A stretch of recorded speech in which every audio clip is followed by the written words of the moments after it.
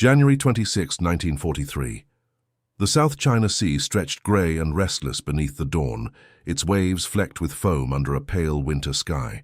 Convoy Hi-6 steamed cautiously through the choppy waters, its decks piled high with bauxite, oil, and rubber, materials pried from the vast territories Japan had seized across Southeast Asia. The freighter Buyo Maru ploughed forward in the column, her engines thumping a steady rhythm, her crew weary but confident. Around her, destroyer escorts churned the sea, their sonar pings echoing into the depths, reassuring officers that the Empire's lifeline was secure. Japan's war machine depended on these routes. Every crate, every barrel carried eastward was destined for the factories and arsenals that sustained the struggle against America and its allies. Few aboard believed that danger could strike so suddenly, so decisively beneath these waters. Then the sea split open. At 0950 hours, torpedoes from the American submarine USS Wahoo slammed into the Buyo Maru's flank. The explosion lifted steel from the water, a roar louder than thunder shattering calm into chaos. Flames streaked skyward. Black smoke boiled into the wind and men were hurled into the oily sea. Survivors clung to fragments of wreckage, stunned at the precision of the attack. Before panic could subside, the submarine surfaced, its conning tower rising like a predator breaking cover. To Japanese eyes, it was a phantom, an enemy unseen until the moment it struck. The Wahoo's commander, Lieutenant Commander Dudley Mush Morton, circled the wreck with cold determination. More torpedoes left their tubes, finding other victims among the convoy. The sea boiled again with violence, carrying fire across the horizon. To those in the water, the submarine's presence was both surreal and terrifying. An American vessel operating in waters once thought to be under firm Japanese control, striking at the very heart of Tokyo's supply chain. The Imperial Navy had trained for grand fleet engagements, for battleship duels across the Pacific, not for this relentless menace beneath the surface. When reports of the attack reached Japanese naval officers, disbelief ran deep. The escorts had been vigilant, their sonar active, their lookouts sharp. Yet the Wahoo had slipped through unseen and wreaked havoc before escaping into the depths. It was a warning that the enemy no longer needed to challenge the Imperial fleet directly. Instead, American submarines had found Japan's true vulnerability, its merchant marine. Every freighter that sank meant fewer raw materials reaching the home islands, fewer supplies feeding the vast armies scattered across Asia and the Pacific. What the Japanese could not yet know was that this was no isolated incident. The submarine arm of the U.S. Navy, a mere 2% of its total strength, was preparing to unleash a campaign of attrition unlike anything the Pacific had yet endured. By 1943, American submarines would begin sinking ships faster than Japan could build them, severing arteries of commerce, isolating garrisons, and starving industries of the very lifeblood of war. The shock beneath the waves that January morning was not simply the loss of a freighter. It was the unveiling of a new kind of war, one that the Imperial Navy was ill-prepared to fight, and one that would grind down Japan's ability to resist. From this moment of disbelief and fire, the story turns back to the roots of America's submarine campaign, why it began, how it was shaped, and why it would become one of the decisive struggles of the Pacific War. January 1941. In Tokyo, the maps on admirals' tables glowed with the promise of empire. Malaya's rubber plantations, the oil-laden wells of the Dutch East Indies, iron and coal from China, all stitched together by long arteries of blue sea. Those arteries were not incidental. They were the bloodstream of an empire that stretched from the Asian mainland to the far Pacific. Without steady tonnage moving fuel, metals, food, and rubber, Tokyo's conquests could not be sustained. Japan entered the war with roughly 6 million gross tons of merchant shipping, a staggering figure on paper, but thinly spread across oceans that measured in thousands of miles. For Japanese planners who had built doctrine around fleet actions, the maritime logistics problem was simply assumed to be manageable. The Imperial Navy prized decisive clashes of battleships and carriers, rather than the tedious, unglamorous work of escort convoys and round-the-clock anti-submarine patrols. That institutional preference carried consequences. Merchant ships plied predictable routes. Tankers funneled through choke points. Freighters hugged coasts where supply depots and refineries waited. Narrow straits, the Luzon approach, the Makassar and Sunda passages, The South China Sea itself funneled traffic into channels that were, by definition, vulnerable. The Imperial Navy maintained patrols and escorts, but its numbers and tactics were optimized for major surface engagements, not continuous convoy defense across a theater the size of the continental United States. Air cover for convoys was patchy at best. Long-range maritime patrol aircraft were few, and radar-equipped aircraft even fewer. In short, Japan's supply lines were exposed by distance, geography, and doctrinal blind spots. American planners understood that vulnerability almost from the start. Even prior to December 1941, U.S. war plans treated the submarine as the most feasible instrument to strike Japan's economic heart. Submarines could operate independently, slip into enemy-controlled waters, and attack shipping far from the fleet actions that Japan preferred. The logic was stark. Sink the oil tankers and freighters that fed the empire, and its armies and air forces would gradually be starved of fuel, ammunition, and materials. Yet theory and practice diverged in the war's early months. The U.S. submarine arm confronted a laundry list of problems, technical, tactical, and organizational, that blunted initial effectiveness. Chief among those problems were torpedoes that failed more often than they detonated. Early in the campaign, many captains reported torpedoes that ran too deep, that struck targets and failed to explode, or that detonated prematurely. Investigations later pointed to flaws in the Mark 14 torpedo's depth mechanism and its magnetic exploder. Crews paid a high price, while the Navy wrestled with reluctant acceptance that its primary weapon was defective. Beyond torpedoes, doctrinal rigidities hampered early aggressiveness. Commanders were often conservative with targets, training emphasized cautious patrol routines, and coordination with surface forces and intelligence was imperfect. Under these handicaps, many submarine patrols returned with empty decks, while the enemy's merchantmen continued to ply their routes. Even so, the underlying strategic logic held. The Pacific's vastness meant that once submarine commanders and their crews adapted, fixing torpedo faults, refining night surface attack techniques, and exploiting choke points, the campaign would become exponentially more dangerous for Tokyo. Meanwhile, Japanese anti-submarine capabilities lagged. Many escort vessels lacked sonar sophistication, crew training in depth-charge tactics was uneven, and air patrols were constrained by range and equipment. The Imperial Navy's emphasis on decisive surface engagements left it with neither the doctrine nor the industrial prioritization needed to sustain a comprehensive convoy defense in wartime. By 1942, incremental changes began to compound. Submarine captains learned the art of night surface attack. Radar and HFDF began to improve tactical positioning, and stern lessons about torpedoes forced engineering fixes. Tactics shifted from tentative single-ship stalking to coordinated interdiction of shipping lanes and targeted strikes on vital tankers. The attritional logic, sink the merchant fleet faster than the enemy can replace it, moved from a theoretical plan to an operational reality. Japanese leaders, steeped in the tradition of climactic naval battles, initially struggled to grasp the implications. Losing tonnage was not merely an economic inconvenience, but a strategic hemorrhage that would, over months, undermine the capacity to wage war across the vast distances they had conquered. The stage was set for escalation. From these fragile early steps, broken torpedoes, missed opportunities, and the hard lessons of the first patrols, would come a deadly proficiency. Submarines, once an underutilized tool in the American arsenal, were learning to turn predictability into vulnerability. The narrative now moves to those technical instruments and the crews who mastered them. The submarines, the torpedoes they finally tamed, and the tactical innovations that transformed occasional strikes into a campaign that would suffocate an empire. Spring 1942. Beneath the Pacific's restless surface, the U.S. Navy's silent hunters prepared to carry the war deep into enemy waters. These were not experimental craft or fragile prototypes, but fully developed fleet submarines, designed in the interwar years with the specific challenge of the Pacific in mind.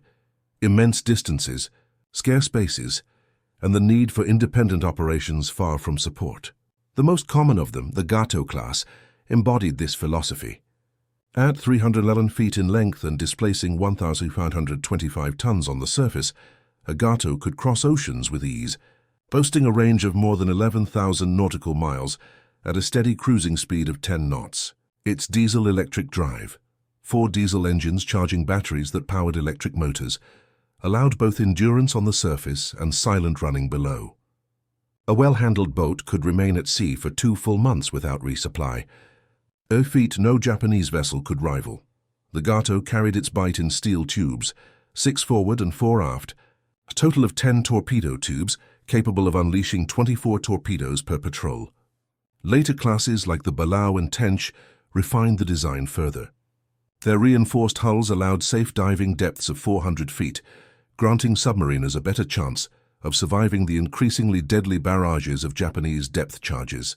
These deeper dives, combined with more powerful engines and improved electrical systems, made the Silent Service's vessels durable predators, able to withstand punishment while still striking with lethal force. Yet in the early war, these weapons were betrayed by their own torpedoes. The Mark 14, America's standard, was meant to be a technological marvel, a 21-inch diameter weapon with a range of 4,500 yards at 46 knots, armed with a 643-pound Torpex warhead. In theory, it could destroy even the largest tanker with a single hit.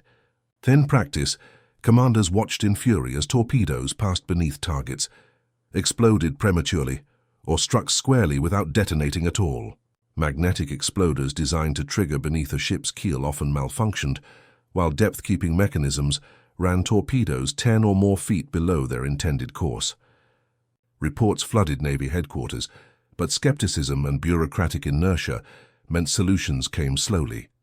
Only in 1943, after relentless field testing, were the flaws finally corrected. Once they were, the Mark 14 became what it had promised all along, a ship killer, capable of splitting freighters in half and igniting tankers in towering sheets of flame. Submarines carried more than torpedoes. Deck guns, usually 3-inch or 5-inch, were mounted forward of the conning tower, used to finish off smaller vessels, cripple sampans, or conserve torpedoes when a merchantman could be dispatched by shellfire alone. Crews also manned 50-caliber machine guns for defense against aircraft, though any submarine caught on the surface by enemy planes risked destruction. Increasingly, technology tipped the scales. By 1943, radar installations allowed submariners to stalk convoys even in darkness or heavy weather, while sonar gave them a fighting chance of evading escort vessels sweeping the depths with their own primitive gear. The periscope, the oldest tool of the submarine, remained central, its lens piercing the waves for fleeting glimpses of silhouettes and wakes, often the difference between success and annihilation. Life aboard these machines was as unforgiving as the combat they sought. Heat in the tropics turned compartments into stifling ovens. Sweat dripped constantly as diesel fumes, oil, and unwashed clothes thickened the air. With no space to spare, bunks were hot-racked, shared by men working opposite shifts. Food was plentiful only in the early days of a patrol. By the end, meals meant powdered eggs and stale bread.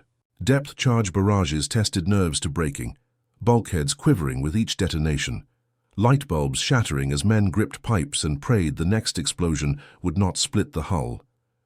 Yet in these conditions, camaraderie flourished. Submarine crews formed tight-knit bonds, proud to belong to the Silent Service, proud of their reputation for daring and independence. Against this force, the Japanese deployed their I-boats, larger, long-ranged submarines that often carried aircraft or heavy guns. Impressive on paper, they lacked the efficiency and standardization of America's fleet submarines. Japan emphasized scattered missions, reconnaissance, supply runs, even carrier escorts, while American doctrine focused single-mindedly on commerce destruction. The difference in philosophy was as telling as the difference in engineering. Where Japan dispersed effort, America concentrated it. Thus, by 1943, the arsenal was complete. The fleet submarines combined endurance, firepower, and stealth in a balance that no other navy matched. The corrected Mark 14 torpedo turned them from prowling nuisances into predators of the deep. Radar, sonar, and hardened hulls gave them tools to strike and survive.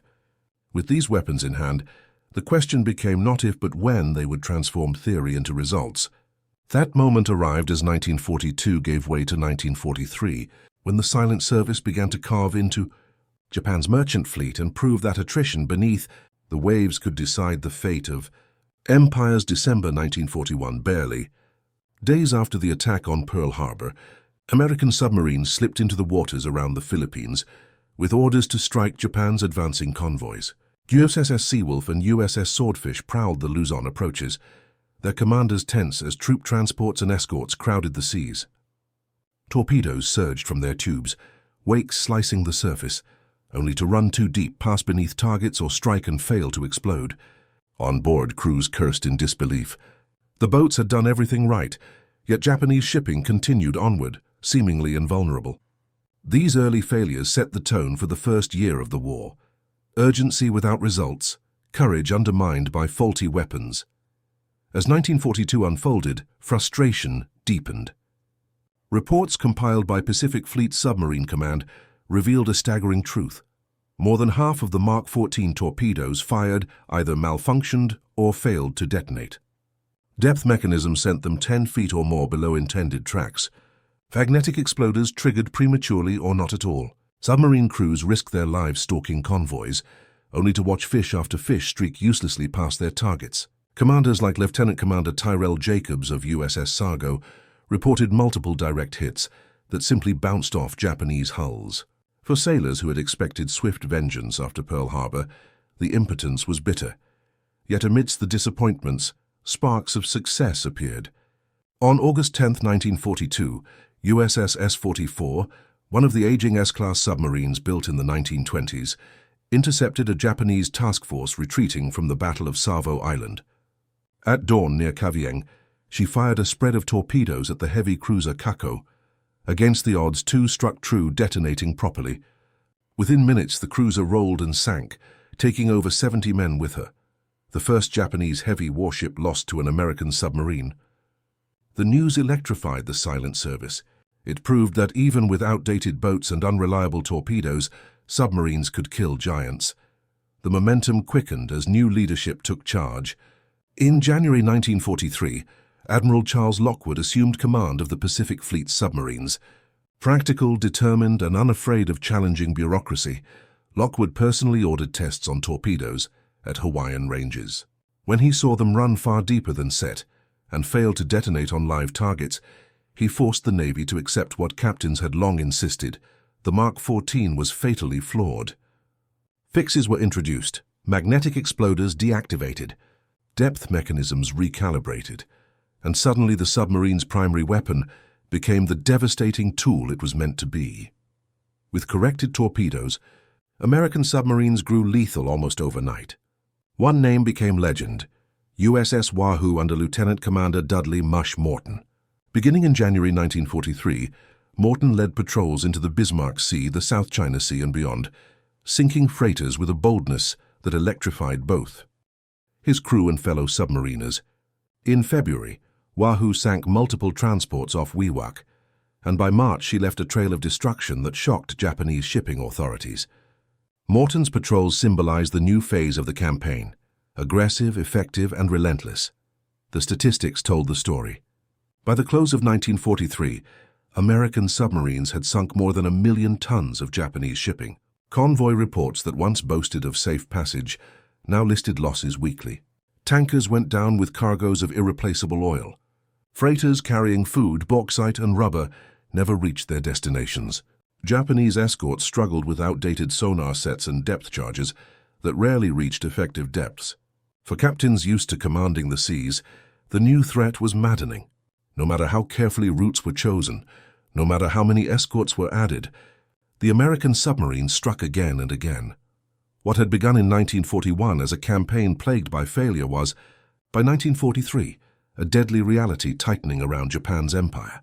Crews who once doubted their weapons now trusted them, and their confidence bred boldness. Submarines pressed deeper into Japanese-controlled waters, hunted tankers near home islands, and stalked convoys across the South China Sea.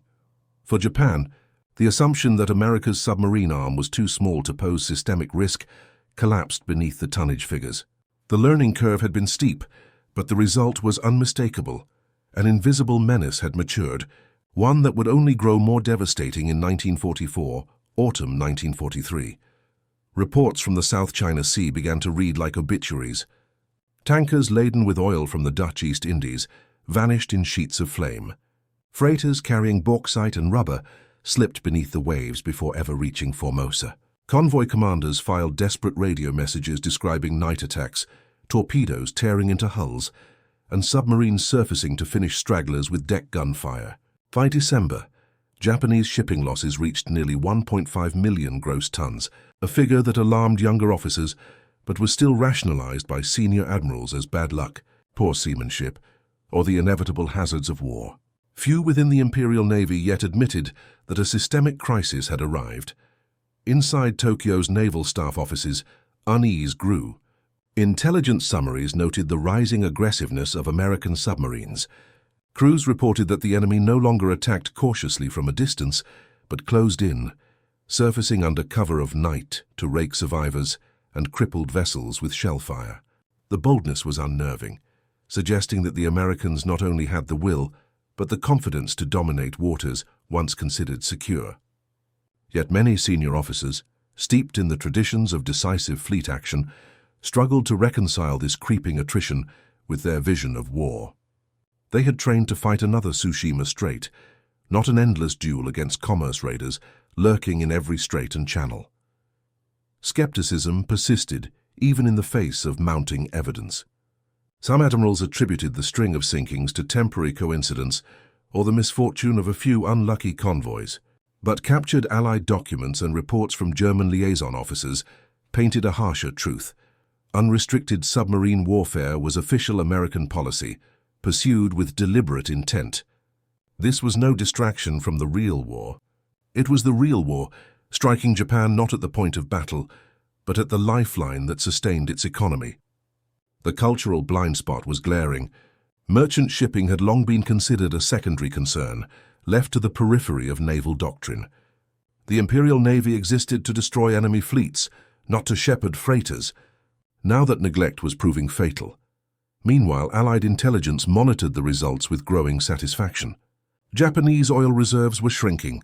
Care units reported curtailed training flights, while Army divisions complained of rationed fuel stocks and delayed shipments. Even the Navy itself began to feel the strain. Sorties were restricted, training cruises cut short, and carrier task forces limited their operations for fear of depleting precious oil reserves. In this way, the silent war beneath the waves was eroding Japan's ability to wage war long before decisive land battles were fought. Germany, Japan's ally, offered advice born of its own U-boat campaign. German officers urged the adoption of wolfpack tactics, the construction of more dedicated escorts, and the deployment of long-range patrol aircraft. But Japan lacked both the industrial resources and the doctrinal flexibility to implement such measures on the scale required. Destroyers and aircraft were spread thin across the Pacific, needed for frontline combat as much as for convoy duty. Even when reinforcements were assigned, escorts often lacked advanced sonar or effective depth charges, leaving them unable to match the growing proficiency of American submariners. Among ordinary sailors and merchant crews, the psychological toll was immense. Rumors spread that the seas had become haunted, that any wake might herald a lurking submarine ready to strike. Convoys departed with men already convinced that their voyage might be their last. Survivors spoke of torpedoes appearing from nowhere, the ocean itself conspiring to devour them. Fear bred fatalism, and fatalism undermined morale. By late 1943, denial gave way to dread.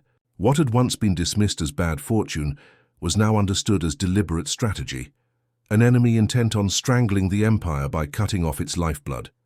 The realization came too late to reverse. Japanese admirals could no longer ask whether American submarines were dangerous. The only question was how quickly this invisible campaign would constrict until the empire itself suffocated. From this crisis of recognition, the story turns naturally to America's home front, where unmatched industrial might ensured that the submarines never stopped coming, fueling an offensive that Japan lacked the means to counter. By the time 1943 turned to 1944, the success of America's submarine campaign no longer rested solely on the bravery of crews or the cunning of commanders. It was built on the vast foundation of U.S. wartime industry, a machine so immense that it underpinned every patrol as surely as steel frames underpinned the submarines themselves. In yards from Groton, Connecticut, to Mare Island in California, from Portsmouth in New Hampshire to Manitowoc in Wisconsin, welders and machinists worked around the clock. Sparks lit the night as steel plates were riveted into place, propeller shafts aligned, and pressure hulls tested to the limits. Between 1941 and 1945, these shipyards delivered over 200 fleet submarines, primarily of the Gato, Balao, and Tench classes, at a pace Japan could never hope to match. Each submarine represented both engineering precision and industrial scale. At roughly $6 million apiece, a single boat consumed vast quantities of steel, copper wiring, electrical batteries, and the delicate gyroscopes and optics that made navigation and targeting possible. Yet unlike Japan, where bottlenecks and bombing crippled shipbuilding capacity, the United States produced these marvels on a conveyor belt rhythm. Submarines that once took years to design and launch were now sliding downways within months, tested, commissioned, and dispatched to war with an efficiency that stunned even their builders. The logistical web supporting this effort was equally formidable. Once launched, submarines required steady supplies of torpedoes, diesel fuel, spare engines, and replacement parts. Across the Pacific, the U.S. Navy transformed forward bases into hubs of relentless activity. Pearl Harbor became the great crossroads, where damaged boats could be patched and redeployed within days. Brisbane and Fremantle in Australia expanded into submarine havens, alive with warehouses, repair shops, and the clamour of floating dry docks. By 1944, these mobile dry docks allowed submarines to undergo full refits without the long return voyage to the United States, dramatically multiplying the operational tempo. Boats that once spent half their time in transit now patrolled Japanese waters with far greater frequency. Equally vital was manpower. The submarine school at New London, Connecticut, became the crucible where hundreds of officers and thousands of enlisted men were molded into submariners. Training evolved rapidly, moving beyond the basics of diving and navigation into the cutting edge of radar interception, sonar tactics, and torpedo fire control.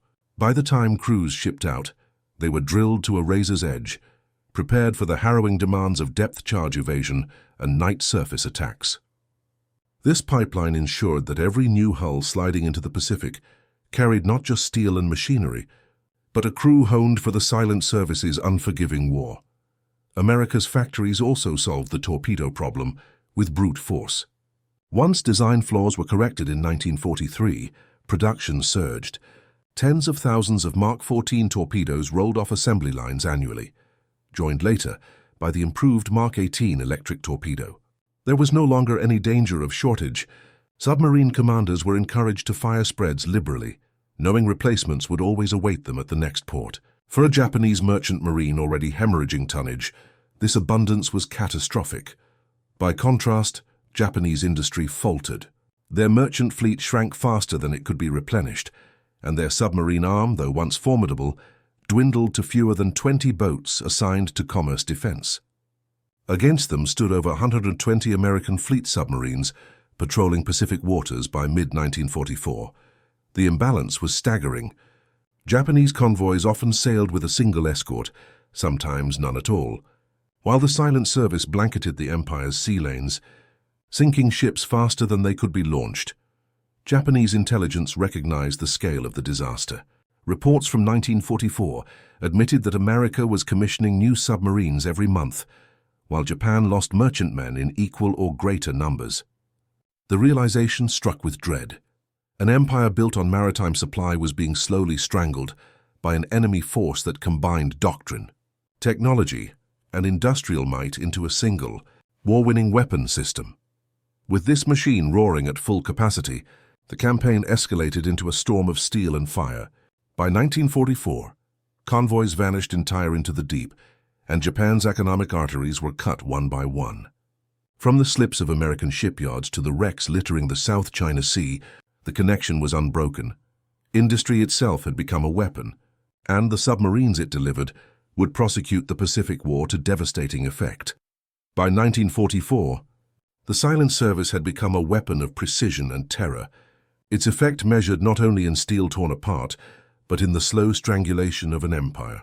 Submarines that once struggled with faulty torpedoes now struck with ruthless consistency, and the Japanese merchant marine, lifeline of oil, ore and food, was bleeding at a rate no nation could survive. The year became the peak of destruction. A relentless tide of patrol reports filled with sinkings that seemed almost impossible for a force of little more than 100 boats. June brought one of the most audacious feats of the campaign. USS Harder, commanded by Commander Samuel Dealey, slipped into the waters near Tawi-Tawi in the Philippines, where Japanese destroyers gathered to screen their fleet. Within days, Dealey had stalked and destroyed 5 of them, ripping holes in the very escort capacity Japan desperately needed to defend its convoys. The news electrified the U.S. Navy, proof that submarines could not only bleed merchant shipping, but gut the escorts meant to shield them. For Japan, the loss was a disaster. Already thinly stretched, their convoy defense now faced the nightmare of sailing without sufficient teeth to bite back. October would prove even worse. In the Formosa Strait, USS Tang under Commander Richard O'Kane carved through Japanese shipping with devastating effect, sending freighters and tankers down in flames. But fate turned cruel. The Torpedo, malfunctioning in a tragic irony, circled back and struck Tang herself, dooming one of the most successful boats of the war. For the silent service, the loss was a reminder that their work was never without risk, even at the height of triumph. That same month, submarines etched themselves into one of the Pacific's greatest battles. As the Imperial Japanese Navy gathered for its last great gamble at Leyte Gulf, USS Data and USS Dace lurked in the Palawan Passage. On October 23rd, they struck with devastating precision, sending the heavy cruisers Otago and Maya to the bottom. The shock to the combined fleet was profound. Capital ships, symbols of naval might, had been felled not by airstrikes or battleships, but by submarines.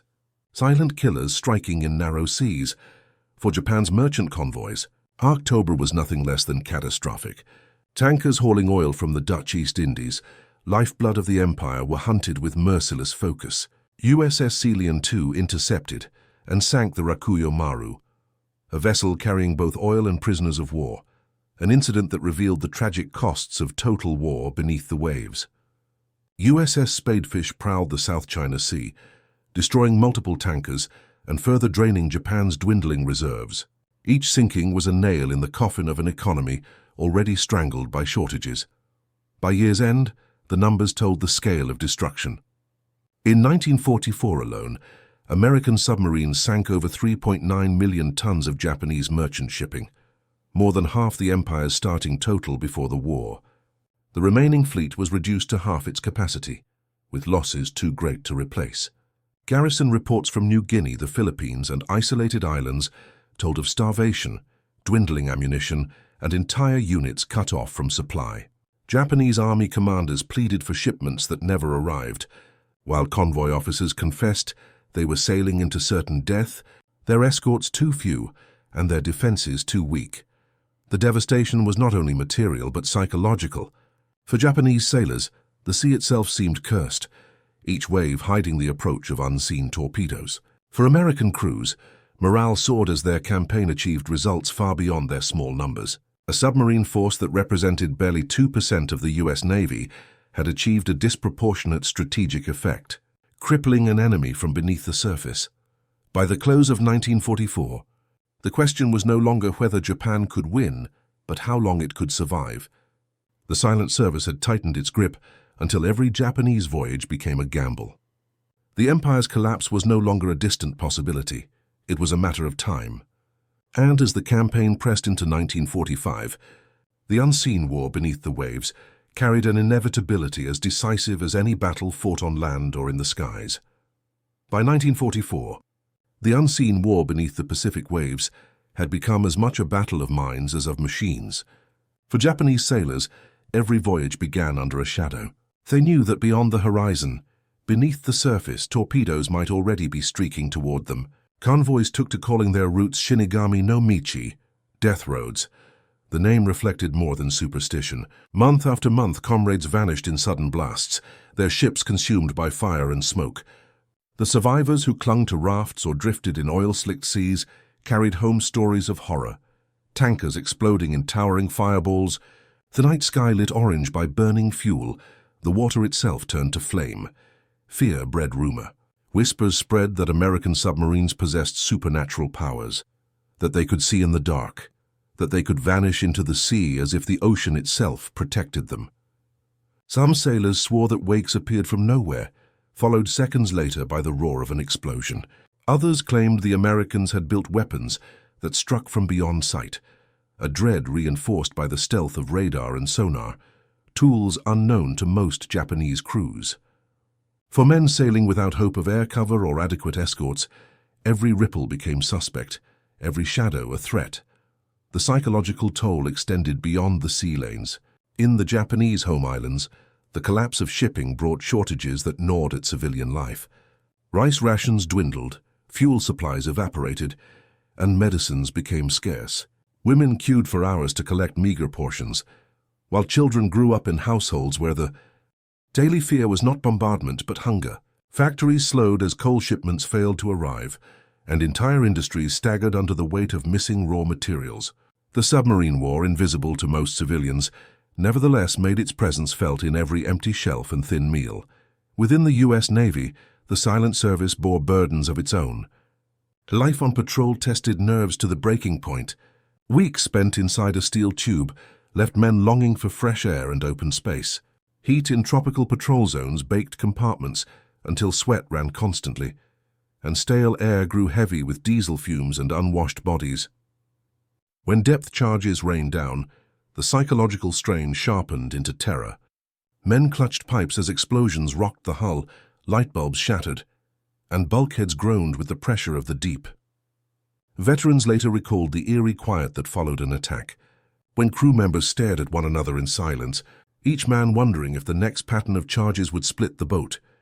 Yet against this tension stood pride and confidence. With torpedo defects corrected and patrols yielding staggering successes, submarine crews measured their victories in tonnage. Each returning boat raised its battle flag, marked with silhouettes of ships sent to the bottom. It was a grim but celebrated ritual, a testament to missions accomplished, and a symbol of contribution to the broader war effort. For many, these flags became badges of honor, affirming that the hardships of patrol life carried tangible results. Allied morale reflected this rising confidence. Reports reaching Washington and Pearl Harbor confirmed that submarines were not just harassing the Japanese economy, but crippling it. By 1944, statistics revealed that nearly half of Japan's pre-war merchant fleet was gone, the arteries of empire cut by a force that represented barely 2% of the U.S. Navy. What had begun as a gamble on economic strangulation was now vindicated. Commanders, sailors, and even civilians on the home front understood that the campaign beneath the seas was hastening victory. Thus, the psychological war ran on two tracks. For Japan, despair deepened at sea and at home, a sense of inevitability replacing confidence. For the Americans, success bred conviction that their strategy would work, that every patrol tightened the noose around the empire. Ships were sunk, but minds were broken too. And from that double impact, material and psychological, the submarine campaign's broader consequences would soon become undeniable. By early 1945, the war beneath the waves had reshaped the Pacific more profoundly than any surface battle. Japan's once proud merchant fleet, 6 million gross tons strong at the outbreak of hostilities, had withered to less than 2 million. In harbors from Yokohama to Nagasaki, empty berths told the story. Tankers lay shattered on the seabed, freighters rested in twisted heaps along the South China Sea, and fishing vessels, pressed into emergency service, now sailed with the knowledge that they too might be marked for destruction. The arteries of empire had collapsed. Oil imports fell by more than 90%. Where once the refineries of the Dutch East Indies supplied endless barrels to fuel carriers, cruisers, and aircraft, now barely a trickle reached the home islands. The consequences were immediate and crippling. Japanese air units grounded planes not for lack of pilots, but for want of fuel. Training flights were slashed, combat sorties restricted to only the most vital operations. The Imperial Navy's aircraft carriers, still technically afloat, became ghosts of their former selves. Great hulls anchored in port, impotent without aviation fuel. Even battleships, Symbols of naval prestige sat idle as their bunkers ran dry. The economic collapse followed just as swiftly. Factories closed as raw materials failed to arrive. Iron from China, rubber from Malaya, and bauxite from the Indies were intercepted and lost. City after city descended into blackout, not only from fear of air raids, but because oil for power generation had vanished. Civilians rationed kerosene and coal with desperation, while malnutrition crept into homes already battered by years of war. The empire Japan had fought to build was no longer connected to the homeland. It was dismembered by an unseen blockade enforced by less than 200 American submarines. Strategically, the consequences were decisive. Garrisoned strongholds like Truk and Rabaul, once feared bastions of Japanese power, were rendered irrelevant. Starved of supplies bypassed by amphibious operations, they rotted into isolation. Soldiers who once expected glory in battle now withered behind their fortifications, surrendering without ever meeting the enemy face to face. American commanders noted with satisfaction that what fleets and bombers could not accomplish alone, the silent service had achieved quietly. Japan was severed from its empire. Admiral Charles Lockwood summarized the triumph bluntly. Submarines had choked Japan into defeat. The contrast with Germany's U-boat campaign was stark, and foreign observers remarked on it with astonishment. German submarines, deployed in their hundreds, had fought desperately to strangle Britain, but ultimately failed under the weight of Allied escorts and air power. In the Pacific, the roles were reversed. Japan lacked the industrial depth to build escorts, the aircraft to patrol convoys, or the doctrine to defend merchantmen. The American submarine arm, representing barely 2% of the Navy, exploited that weakness with precision, achieving results out of all proportion to its size. For Japanese admirals, disbelief gave way to resignation. The decisive fleet action they had long imagined never came. Their capital ships remained but could not move. Their carriers stood but could not fly. Empty tanks shackled their navy as effectively as any American blockade. On distant islands, armies starved, abandoned by a sea that no longer carried sustenance. Soldiers surrendered not because they had been beaten in pitched battle, but because their empire's lifeline had dissolved beneath the waves. The campaign redefined strategy. Victory was not forged in a single clash of steel, but in the slow, relentless attrition of commerce. Submarines proved that strangulation could cripple an enemy more thoroughly than any decisive battle line. Yet the triumph was not without its flaws. Torpedo defects, the fragility of crews under constant strain, and the inherent risks of such a lightly manned force all left their marks. As victory neared, commanders reflected not only on what had been won, but on the costly lessons that shaped the course of the campaign. For all its devastating success, the submarine campaign of the Pacific carried with it costs and limits often obscured by the enormity of its triumph. The silent service, though credited with strangling an empire, endured losses proportionally greater than any other branch of the American military. Of the 288 submarines commissioned into wartime service, 52 never returned. More than 3,500 officers and men vanished with them, entombed beneath the sea. A casualty rate of 22% meant that nearly 1 in every 4 crews who sailed out did not come home. For the families left behind, the silence was absolute. Few wrecks were ever located during the war, and many names remained etched only on memorial walls. The silent service's very success came wrapped in sacrifice. The campaign also bore the scars of its flawed beginnings. In 1942, as submarines prowled the waters around the Philippines, the Dutch East Indies, and the South China Sea, defective Mark 14 torpedoes betrayed their crews again and again. Submariners stalked convoys for hours, risked detection and fired spreads that should have destroyed targets, only to watch explosions fail or torpedoes pass harmlessly beneath keels. Those failures cost lives as boats lingered in dangerous waters for attacks that yielded nothing. They also cost opportunity, allowing convoys to resupply garrisons that might otherwise have starved sooner. The fixes introduced in 1943 restored lethality, but the lost year weighed heavily in retrospect. Japanese countermeasures, though often uneven, were never trivial. Escort destroyers, and later the specialized Kaiboken class, steadily improved their anti-submarine tactics. By 1944, depth charge attacks had grown more precise, aided by sonar and radar that, while primitive compared to Allied sets, still threatened careless boats. Aircraft too became a more frequent hazard. Patrol planes combed shipping routes with bombs and depth charges, forcing submarines to crash dive and sometimes catching them on the surface. The Silent Service's own records testify to the danger. In late 1944 alone, USS Tang, one of the most successful boats of the war, was lost to a malfunctioning torpedo that circled back upon her. USS Shark II was destroyed by Japanese escorts, and other boats met similar fates. Each sinking was a grim reminder that beneath the sea, fortune could turn without warning. Even at its best, the American submarine force labored under structural limits. Endurance was vast compared to Japanese I-boats, yet even fleet submarines had to surface to recharge batteries, exposing themselves to aircraft.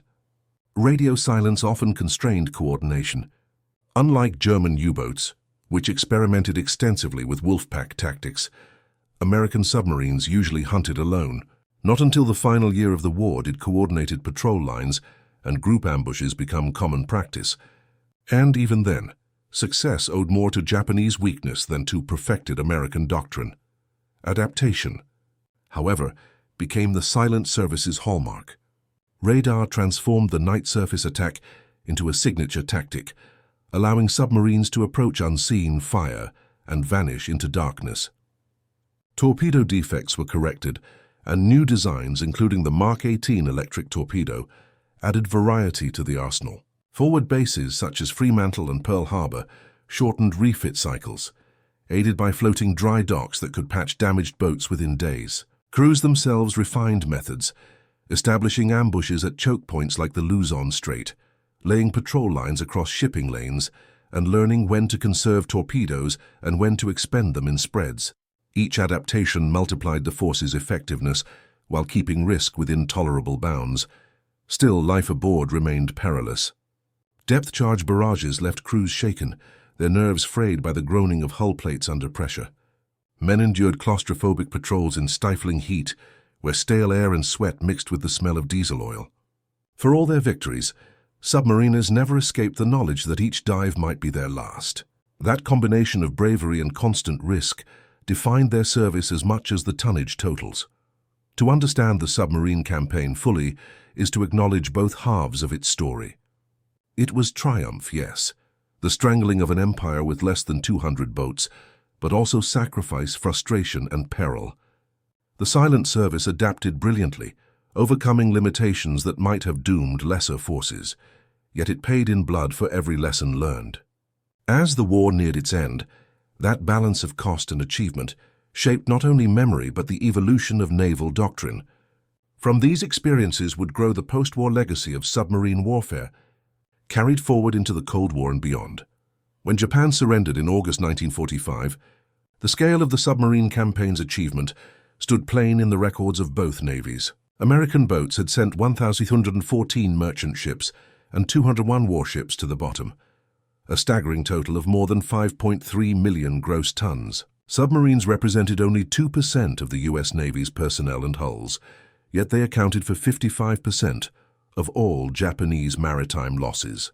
By the war's end, the empire that had once dreamed of dominating the Pacific through its carriers and battleships had been undone by the quiet attrition of commerce raiders, operating in the deep but post-war analyses confirmed what many commanders already knew. The submarine campaign had been decisive in starving Japan of fuel, food, and raw materials. Yet in public memory, it was overshadowed by the thunder of carrier battles at Midway or the spectacle of amphibious landings at Iwo Jima.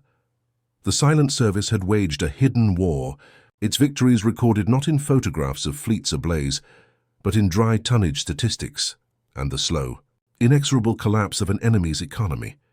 Surviving submariners returned home with pride, yet also with memories heavy and private of claustrophobic patrols, weeks without sunlight, and the hollow silence left by comrades who had not returned. For Japan, the lessons were seared into defeat. Admirals who once believed that merchant protection was secondary to fleet battles now admitted the oversight. Their reliance on decisive surface engagements had blinded them to the reality that wars are won not only by warships afloat, but by the supply ships that feed them. Merchant shipping proved to be the true backbone of empire, and when that backbone was broken, the entire edifice collapsed. Japan rebuilt its merchant marine in the decades after the war, but never again would its naval doctrine dismiss the vulnerability of sea lanes so casually. The campaign also reshaped global naval thought. Submarine doctrine, vindicated in the Pacific, became a cornerstone of Cold War strategy. Nations recognized that economic warfare beneath the waves could cripple economies as surely as bombs from the air. American designers drew lessons from the Gato, Balao, and Tench classes, leading to new generations of submarines, diesel at first, then nuclear, that emphasized stealth, endurance, and the ability to deliver strategic blows. German veterans, reflecting on their own U-boat war, expressed grudging admiration at how a smaller American force had achieved with focus and resources what their own vast wolf packs could not. For the United States, the silent service emerged as both triumphant and scarred. Its achievements were monumental, its sacrifices severe. 52 boats lost, 3,500 men entombed beneath the sea, the highest casualty rate of any American branch. The legacy was thus both strategic and human. Strategically, it proved that a small, well-directed force could choke an enemy's lifelines and dictate the pace of war. Humanly, it stood as a testament to endurance, ingenuity, and the willingness of sailors to fight unseen, unheralded, but indispensable battles. Japanese officers in the post-war years often recalled their initial disbelief. They had dismissed American submarines as minor threats, nuisances at best. Yet by 1945, disbelief had become bitter recognition. Those minor threats had sliced through the Empire's arteries, leaving its fleets stranded and its armies starving. For the men of the silent service, that was the ultimate vindication. They had proven that beneath the waves, unseen warriors could alter the fate of nations. August 1945. The guns of Empire fell silent, yet beneath the Pacific the wrecks remained, rusting hulks of freighters and tankers, skeletal convoys that would never reach their ports. For Japanese admirals who once waved away the submarine threat as secondary, the evidence was undeniable. More than 5 million tons of shipping lay at the bottom, their cargoes of oil, rice, and ore lost forever. The Empire had not been smashed in a single duel of fleets, but strangled voyage by voyage, until the arteries that sustained its armies and industries were severed. Survivors remembered the terror as vividly as the loss. Sailors clung to rafts in seas aflame with burning oil, their convoys torn apart by explosions that seemed to come from nowhere. Civilians at home lined up with ration cards, the shortages growing more desperate with each passing month. Officers who had once dreamed of decisive battle now confessed in defeat that their fleets had been shackled not by gunnery, but by empty fuel tanks. The silent service, invisible and unheralded, had delivered the blow that no battle line could withstand. For the Americans who fought in steel tubes beneath the sea, memory carried its own weight. 52 submarines never returned, their crews entombed in silence. Yet those who survived carried pride as well as grief. They had fought a hidden war that starved an empire into submission, proving that unseen warriors could alter the course of history. Their tonnage tallies were not mere numbers, but milestones in a campaign of endurance, sacrifice, and relentless resolve. The war's final lesson circled back to its first moments of shock. On those early mornings when convoys erupted in flame and Japanese commanders dismissed reports as exaggeration, disbelief had masked the shape of things to come. By the end, disbelief had hardened into bitter recognition. Speed, stealth, and persistence beneath the waves had undone the Empire's lifeline. The silent service's legacy endures as a reminder that the fate of nations may be decided not only in open battle, but in the unseen struggle where every torpedo, every patrol, and every sacrifice erodes an enemy's strength until collapse is inevitable.